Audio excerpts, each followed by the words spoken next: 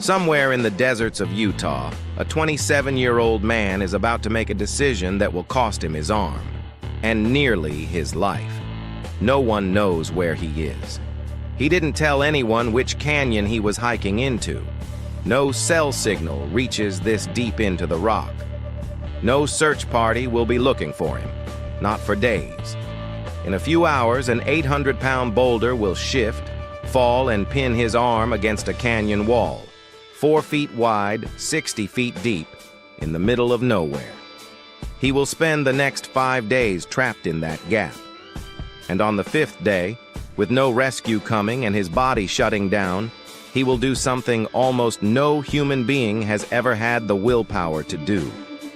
This is the true story of Aron Ralston and the 127 hours that changed everything. Aron Ralston isn't a beginner. He spent years climbing, hiking, and canyoneering alone across the American West. A mechanical engineer by training, an adrenaline chaser by nature. He summited dozens of Colorado's highest peaks, often solo, often in winter, often in conditions that would stop most experienced climbers. Friends describe him as meticulous, confident, almost fearless, the kind of person who plans his routes carefully, but still pushes into terrain most people avoid entirely. On this particular Saturday, he heads out to Bluejohn Canyon in southeastern Utah, a remote, narrow-slot canyon system inside Canyonlands National Park. It's a place few tourists ever see. No paved trail, no rangers stationed nearby, no phone signal for miles in any direction, and critically, a mistake that will nearly cost him everything, he doesn't tell a single person exactly where he's going. Not his roommates, not his family, not a park ranger. He simply drives out alone, parks his truck, and starts hiking into the canyon on his mountain bike before continuing on foot. It's a decision built entirely on confidence. He has done this 100 times before. Nothing has ever gone wrong. Today that changes.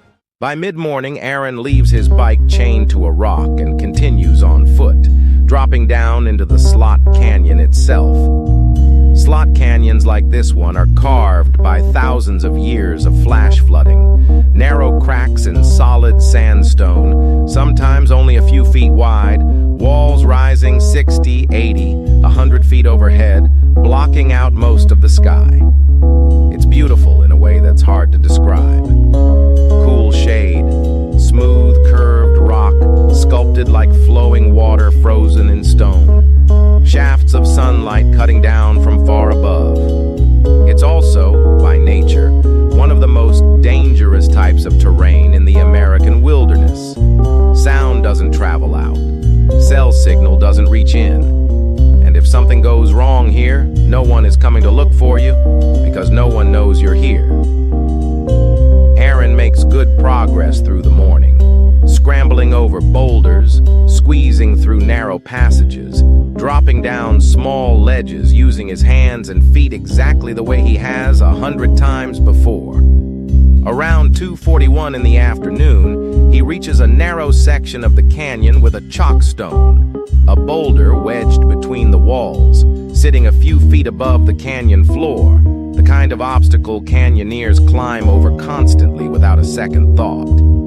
He steps onto it to lower himself down the other side.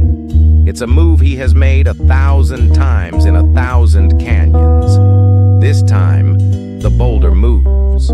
The 800-pound boulder shifts beneath his foot and drops. Aron instinctively throws his hands up to push it away from his body. His left hand slips free. His right hand and forearm do not.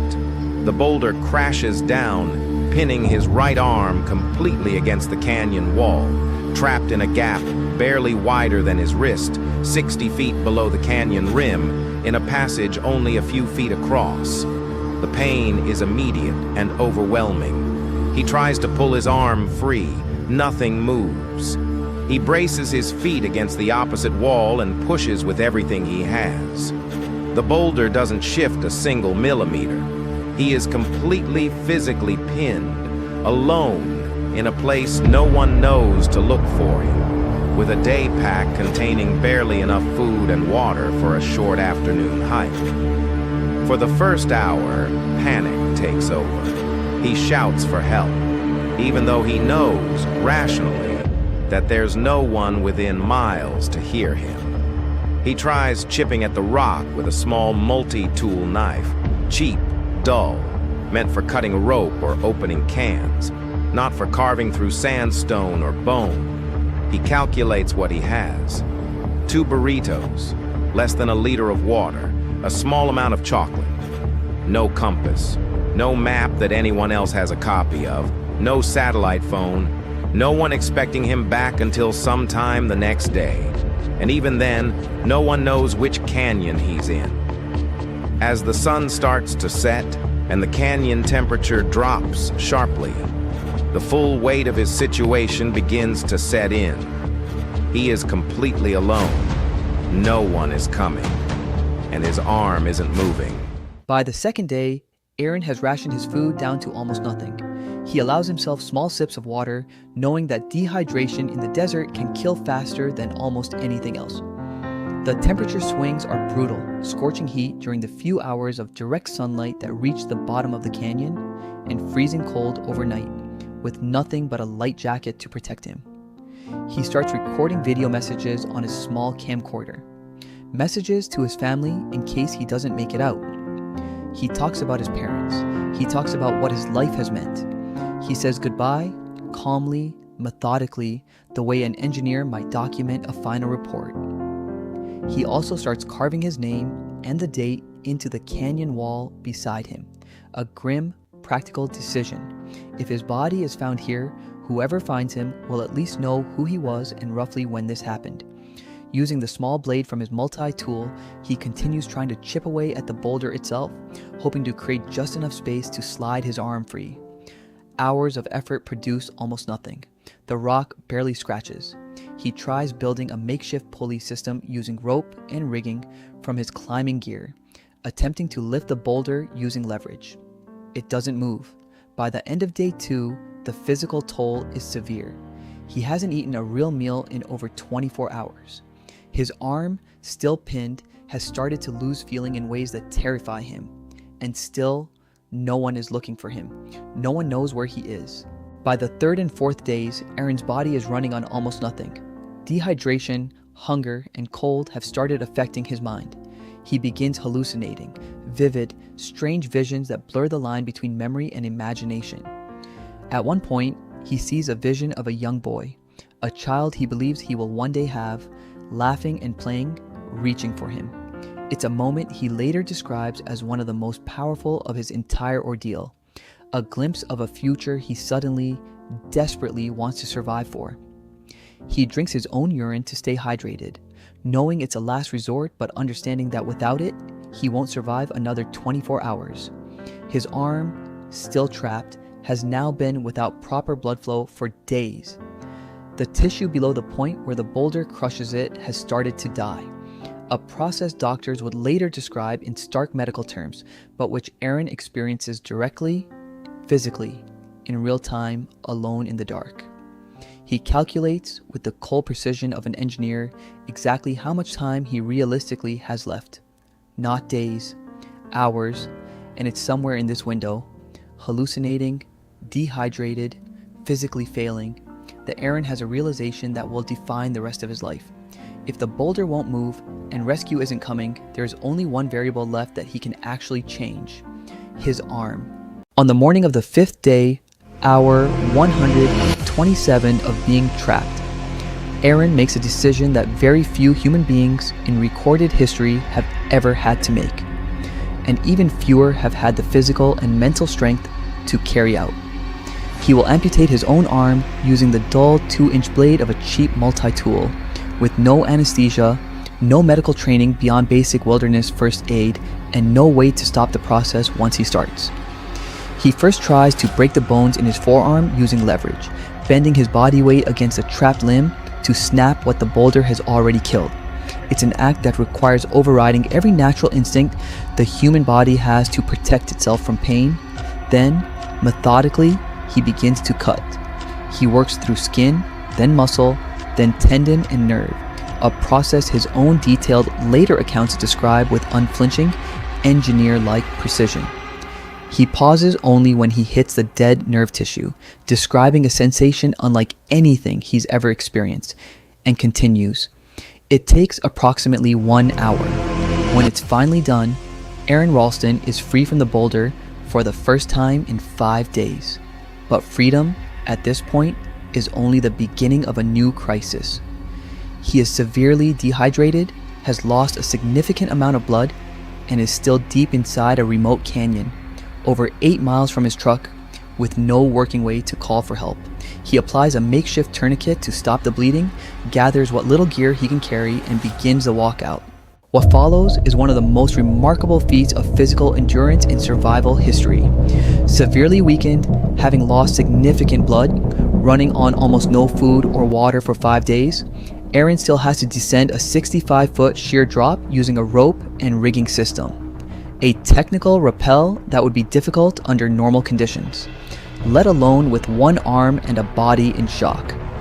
He manages it, slowly, carefully. Using techniques built from years of climbing experience, he lowers himself down the cliff face and continues walking. He then hikes several more miles through the open desert under the full heat of the sun, dehydrated, bleeding, and exhausted almost beyond comprehension. It's here, miles from where the accident happened, far from anywhere he was expected to be, that a family hiking in the area spots him. A Dutch tourist and his son, out for a day hike, come across a man who looks like he has walked out of a nightmare, pale, bloodstained, missing part of his arm, but still moving forward under his own power. They immediately recognize the severity of the situation and rush to get help. Within a short time, a search and rescue helicopter is dispatched and locates him in the open desert. Aron Ralston is airlifted to a hospital where doctors immediately begin treating him for severe blood loss, dehydration, and the traumatic amputation itself. Remarkably, given everything his body has endured over the previous 5 days, he survives and begins what will become a long process of physical and emotional recovery. News of his story spreads almost immediately, capturing global attention. A man who cut off his own arm to survive after being trapped completely alone for 5 days in one of the most remote parts of the American wilderness becomes one of the most talked about survival stories in modern history. In the years that follow, Aron doesn't retreat from the outdoors. If anything, he returns to it. He continues climbing. He eventually completes his long-standing goal of summiting all of Colorado's 14,000-foot peaks solo in winter, becoming the first person to accomplish that specific feat, this time using a specially designed prosthetic arm built for climbing. He writes a memoir detailing the full ordeal, which is later adapted into the Oscar-nominated film 127 Hours, directed by Danny Boyle and starring James Franco, a film Ralston himself has said is remarkably close to what actually happened, more documentary than dramatization in many of its most difficult scenes. 127 hours, 5 days trapped alone in a canyon most people will never even know exists. No food, barely any water, no one coming to look for him. And in the end, survival came down to a single, almost unthinkable choice: the willingness to give up a part of himself, physically and permanently, in order to keep the rest of himself alive. Aron Ralston's story isn't just about a boulder or a canyon or even the amputation itself. It's about what happens when a person is pushed to the absolute limit of human endurance and somehow, against every reasonable expectation, finds a way through. Today, Aron still climbs. He still explores. He speaks publicly about resilience, about the vision of his future family that helped carry him through his darkest hour, and about a simple, hard-earned truth. Sometimes the only way out is through. If this story moved you, make sure to subscribe. Every week, we bring you another real story of survival against impossible odds, because sometimes the most incredible stories aren't fiction at all.